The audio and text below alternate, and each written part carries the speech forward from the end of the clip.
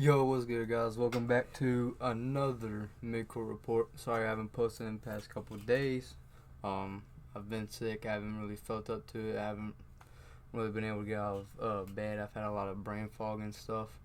But we're back, so let's get right on into it. So for our first talk, we're going to be talking about a lot of teams around the league. Not really a lot, but a couple of them. And then St. John's. We're going to definitely have to be talking about St. John's. But talking about UConn, man, UConn, they're rolling a little bit. Their last loss is obviously to Xavier, by 4, and then before that was Creighton by 5, and Villanova by 2 before that. Although their last loss wasn't that long ago to Xavier, I think they're starting to kind of get their feet under them. Because they have had kind of an up and down season where they did go on a big stretch where they won 8 games in a row before that Villanova loss. But they beat number 9 Marquette. And while I'm recording this, tomorrow they play number 12 St. John's, so we'll see that game. That is going to be a very good game for me to watch. But yes, number 9 Marquette did lose to UConn.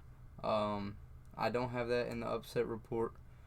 Just because that was a minute ago. Obviously, I know that some of the games that are in the upset report were Tuesday. It's currently Thursday for me, but just trying to keep it short and sweet. So yes, they did beat Marquette, but they have St. John's tomorrow. We'll see how that is. I'm definitely going to be watching that game. I'm ready for it. I would love to see how that goes. I will be at work while it's on, but I will be watching it on my phone if I can. All right. And then we got Duke. Duke up next, man. Obviously, Duke is Duke. They're all by themselves in the ACC. Like, it's insane. They only have 2 losses on the year. One coming to not number 19. At the time, they were ranked 19th, Kentucky, 77-72. And at the time when they played Kansas was ranked number 1. They lost 75-72. So far, those are their only 2 losses. In the ACC conference, they're 12-0. The next team is Louisville with a 10-2 record in the ACC. Then Clemson, 10-2. SMU 9-3, Wake Forest 9-3. So, I mean, anything can happen. Honestly, nobody expects Duke to lose for the rest of the season. We all know that. But they do have Clemson at Clemson and the Little John Coliseum. So we will see. We will be seeing that game. That is Saturday, I believe, at 6:30 on ESPN. So, depending on how that game goes, if Clemson somehow wins, Clemson, Louisville, and who else? SMU, Wake Forest are all immediately back in the race. Obviously, Clemson and Louisville are still in it. There's no doubt about that. SMU, Wake Forest are still in it. They're only 3 games back. But with how we're not used to seeing the ACC being as bad as it is this year. They're normally a lot better.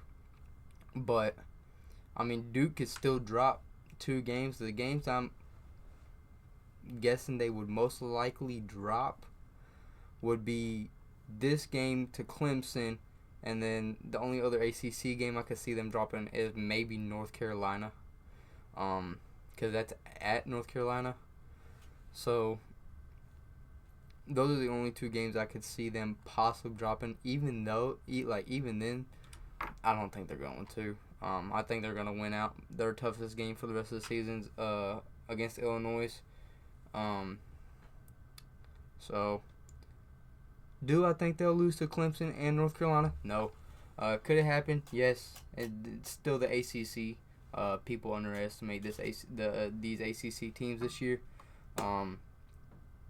I think ACC will probably still have about 4 or 5 bids into the tournament. Um, so, I mean, no matter what, I do think they will win. But as of right now, can't predict the future, and they're standing alone at the top of the ACC. And if they somehow lose to Clemson, obviously Clemson and Louisville jump right back into that one spot. But they just have to hope North Carolina. I'm just gonna say North Carolina. They would have to hope North Carolina somehow, upsets Duke. Very last game of the season, so we'll have to see about that. And then obviously, up next we got Louisville. We're gonna talk about Louisville a little bit real quick. They were on their 10-game winning streak. They were ranked 21st in the country going into Georgia Tech. They played Georgia Tech. They lost by 7.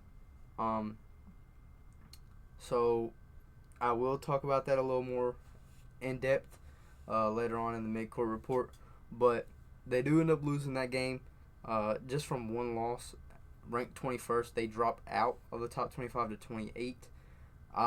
Personally, I don't think they should have dropped out the top 25. I think they probably should have been 24 or 25 because although Georgia Tech isn't a very good team, they're not considered a very good team. Good teams do drop games that people expect them to win. It happens all the time. Iowa State, I'm pretty sure, just lost to Kansas State last week. So I mean, teams you're gonna drop a game here and there, but it's how you bounce back. And Louisville did that. They went into Boston College, and they did exactly what they needed to do. They get the win by 26 points. It was a really tough game for about the first 25 minutes, and then the last 15 minutes in that second half, it was just all Louisville. They just ran the score up. They do have to see what's going to be going on with their point guard, Chucky Hepburn. He's basically the engine of that team. He's he's the motor for them. He did have a non-contact injury, is what I've seen it was. It was a non-contact groin injury, so I don't know if he just pulled something, what happened. I don't know yet. I haven't seen an update or information on it. So eventually, hopefully, we'll find out what's going on there. They do host Miami Saturday at 2 p.m. So we'll see how that goes as well. Jumping into the next one. Kentucky, man. You know what? No, we're talking about Kentucky later and the upset alerts and let's talk. So we're not going to talk about them right now. But Auburn, man, Auburn. They're still good. They are still good. They beat Ole Miss, obviously, by 10. Then they go and beat Oklahoma by 28. They do have Florida Saturday as well at 4 p.m. Number 6 Florida versus number 1 Auburn. We'll see how that is. They are the Florida Gators are coming to Auburn, so they're going to be playing in the jungle. But we will be seeing how that is. I mean, dang.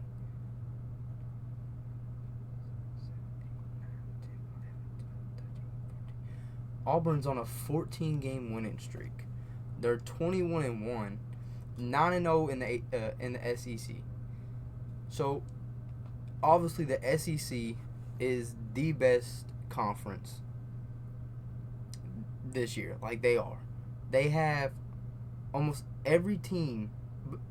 Every team is above 500 besides South Carolina. South Carolina is the only team without one win in the conference. They do not have one win at all in the conference. Yet they're still 12 or 10 and 12. Outside of the conference, South Carolina is 10 and 3. They're 10 and 3 outside of the SEC. That's crazy. That is absolutely insane. Like, the SEC is just good. And Auburn still being undefeated, they're good. They're very good. We're going to see how very good they are this Saturday against Florida, and then they have Vandy Tuesday, I believe, at 7, and then they have number 3 Alabama. So those are 3 games. I mean, actually, the rest of their schedule, it's all good teams. Versus Florida, at Vanderbilt, at Alabama, versus Arkansas, versus Georgia, versus Ole Miss, at Kentucky, at Texas A&M. Then they play Alabama again for the very last game. If somehow they go undefeated for the rest of the season and they only lose 1 game their entire season, I don't see why not. Outside of injuries, if nobody gets injured, they get fully healthy, and they go undefeated, I don't see why they wouldn't be the favorites to win the national championship. I know a lot of people have Duke being the favorites, but the SEC is just so much better. And these games, I feel like, are going to prep. The SEC games are going to prep some of these SEC teams to make deeper runs because they're already going to be in those hostile environments, those big games against some of the best teams in the country. So we'll see how that goes. Tennessee, obviously another SEC team. After their 2-loss streak against Auburn and Kentucky, they went and smacked Florida 64-44. And then they beat Missouri by 4, 85-81.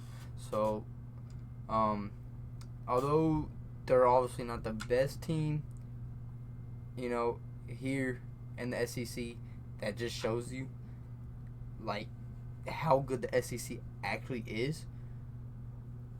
I mean, they beat Florida by 30. Or Florida beat Tennessee by 30 earlier in the year.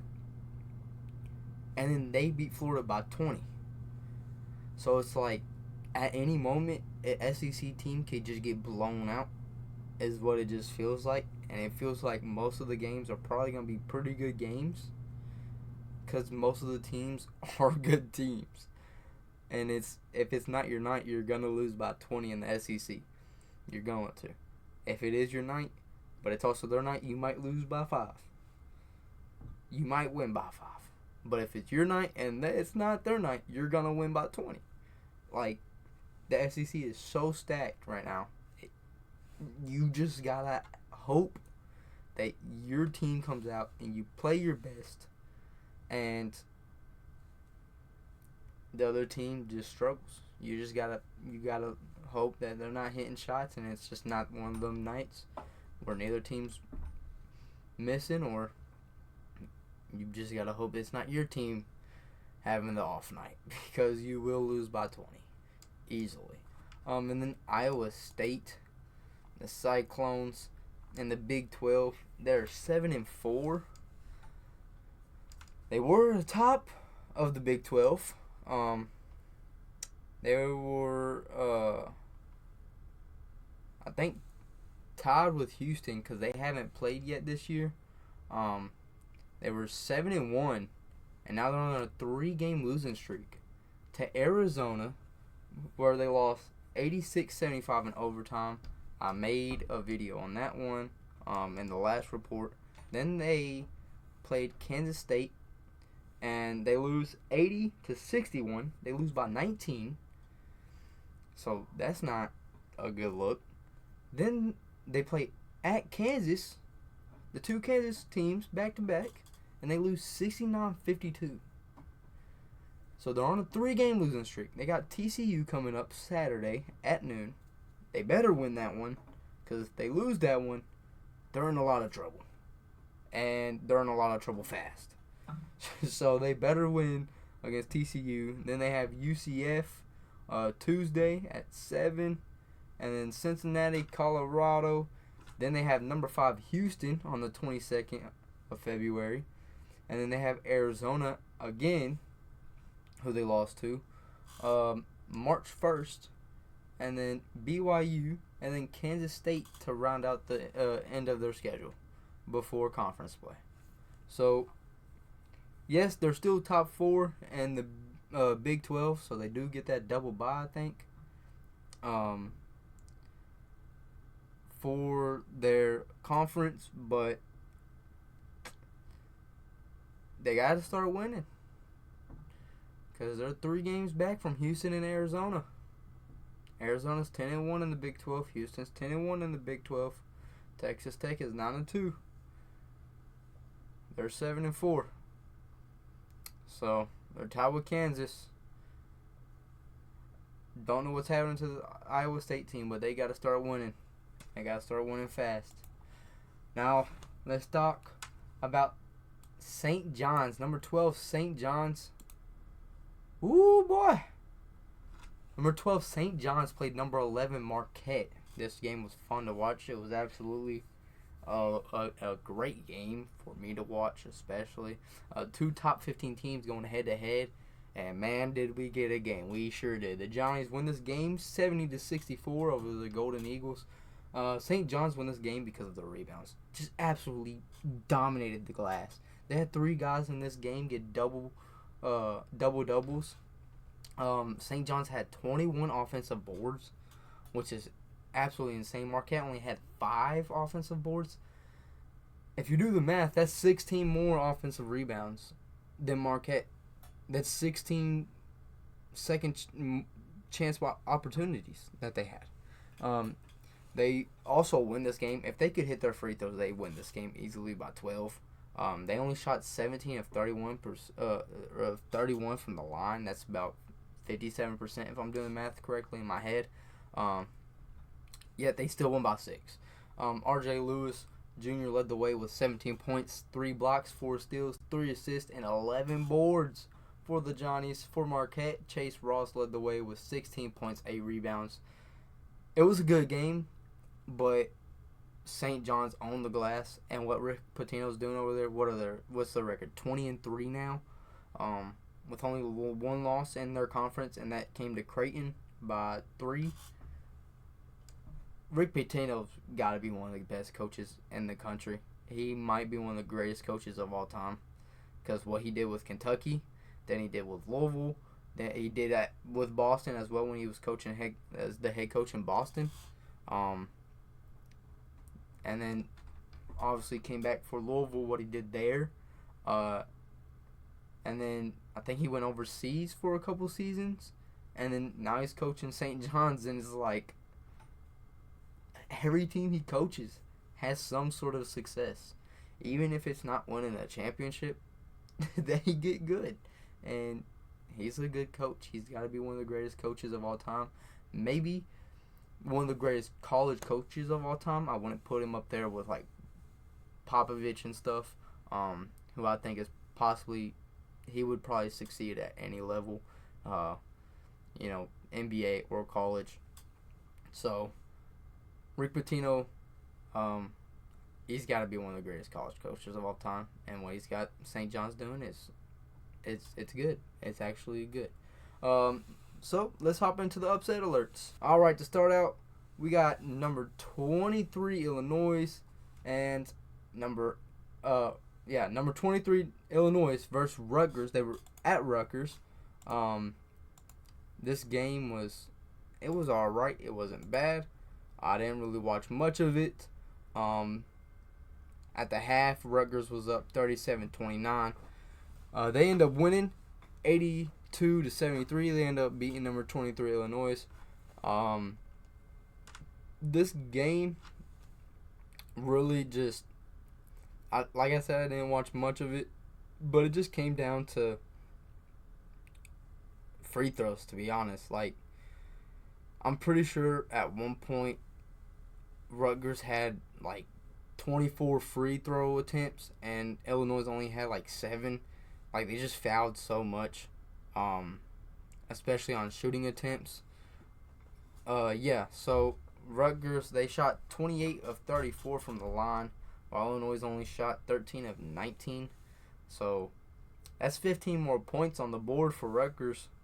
They outscored Illinois by on the line. So them 15 points make a difference. They end up winning by 9. But hey, man, let's say they only shoot 6, or they only make 6 more free throws than Illinois. It's a tie game. They go into overtime. You know what I mean? But can't do much about it. Illinois lost. Rutgers didn't. Ace Bailey had a good game with 18 points, 11 rebounds. Dylan Harper also had a good game with 28 points, 4 steals, 5 assists, 6 rebounds. So that guard combo, they played well together. I am going to start watching them a little more, but we'll see how the rest of their season goes. Next up, we got number 9 Michigan State at UCLA.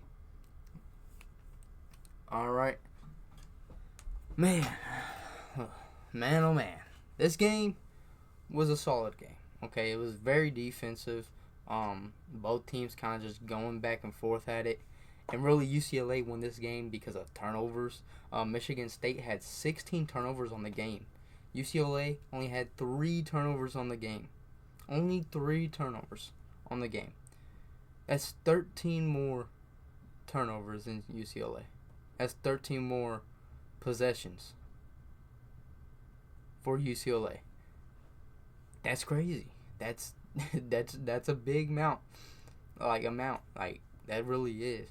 And that's really what got it done for them. UCLA's Sky Clark led the way with 14 points. He shot really bad. 3 of 10 from the line. 2 of 8 from 3. But he went... Or 3 of 10 from the field. My bad. 2 of 8 from 3. But he went 6 of 7 from the free throw line. Neither team shot good. I'm just going to go ahead and say that. Neither team shot good. Michigan State shot 38% from the field. 23% from 3. And then UCLA shot 35% from the field and 25% from 3. It just wasn't a very offensive game. They were very physical on both ends. UCLA just forced more turnovers, and that's what got it done for them. Next up, we got Ole Miss. Number 25, Ole Miss hosting number 14, Kentucky. Kentucky, man. We'll talk about them here in a minute, but this game was realistically won just because they just shot better. Ole Miss shot better in almost everything besides three-point shooting. They also only had 1 turnover the entire game. Kentucky had 8 turnovers the entire game. They end up losing 84-98. Ole Miss wins by 14 against Kentucky. But Matthew Merrill goes for 24 points, 3 rebounds, 5 assists. Or 5 rebounds, 3 assists, my bad. On 8 of 13 shooting, 6 of 11 from 3. Ole Miss shot 55% from the field, 43% from 3. Kentucky, they shot 50% from the field and 48% from 3, but when you allow a team to have 6 more possessions than you, they also score 6 more buckets than you, and 3 of those buckets are threes, you're probably going to lose. And that's what happened. So, Kentucky's got to step it up. They were down big at halftime as well. I think it was like 54-30 something like that. Just Kentucky was just getting smacked in the first half. It was just like I don't know what to say. I didn't really watch this game, but I kept up with it. It was insane. It was absolutely insane. To be down 20, I think it was 23, so 54-31, if I remember correctly. 54-31, I think is what the halftime score was. Kentucky, you go down 23 at halftime. You got a big margin to make up in that second half, and if you're down 23 at halftime against anybody who's ranked, it's gonna be hard to do that. It's gonna be hard to do that. They're ranked for a reason. You know what I'm saying? So Kentucky drops that game. For Kentucky, Otega Owe led the way with 24 points, 6 rebounds. He was 8 for 17 from the field, though. 6 of 6 from the line. So, what can we say, man? Can't say much. We'll talk about them right now. So let's talk about the Kentucky basketball team, the Wildcats. They are on a 2-game losing streak. It's not the best. Obviously, you don't want to have a team who is obviously a very good team like them going on a losing streak, but it happens. Out of their last 5 meetings, though, they're 1-4, only walking away with 1 win out of their last 5 games. And the 4 losses, here's how many points they allowed each team to score. They allowed Bama to score 102 points, Vanderbilt to score 74 points, Arkansas to score 89 points, and Ole Miss to score 98 points.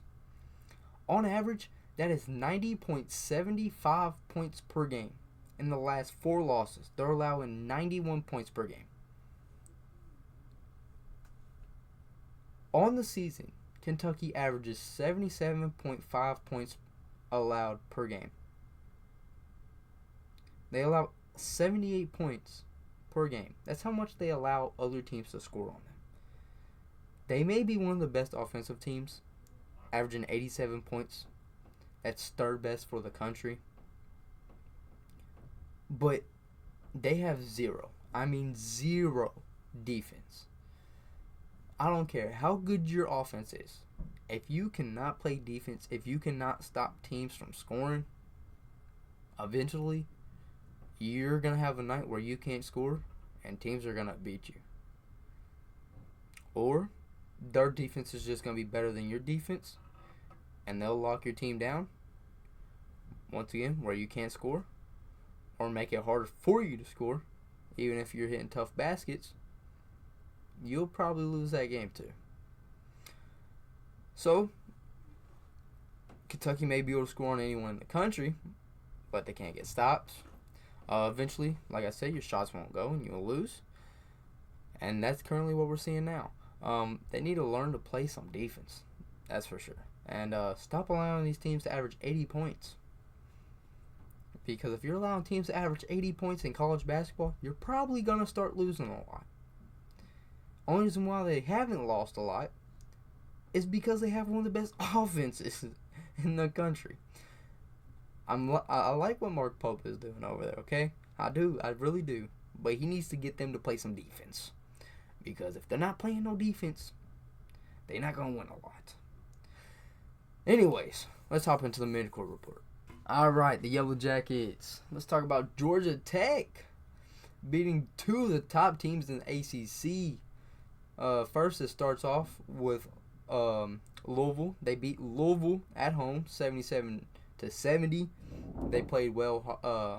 It was a hard-fought game. Georgia Tech won this game because of turnovers. They forced 14 turnovers on the Cards.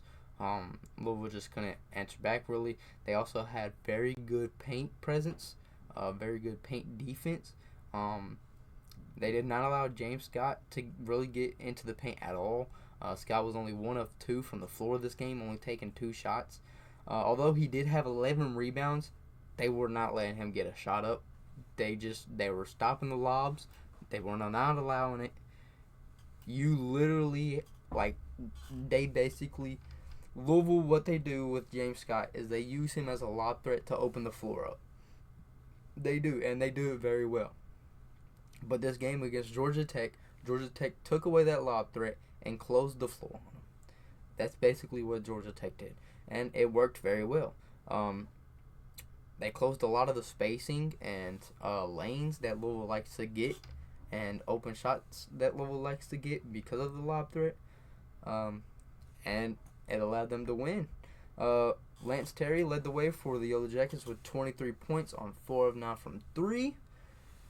And then the Yellow Jackets then went into Little John Coliseum to play the Clemson Tigers. This game was hard fought and went into not 1, not 2, but 3 overtimes. Okay, Duncan Powell scored the game-tying layup to force the first overtime.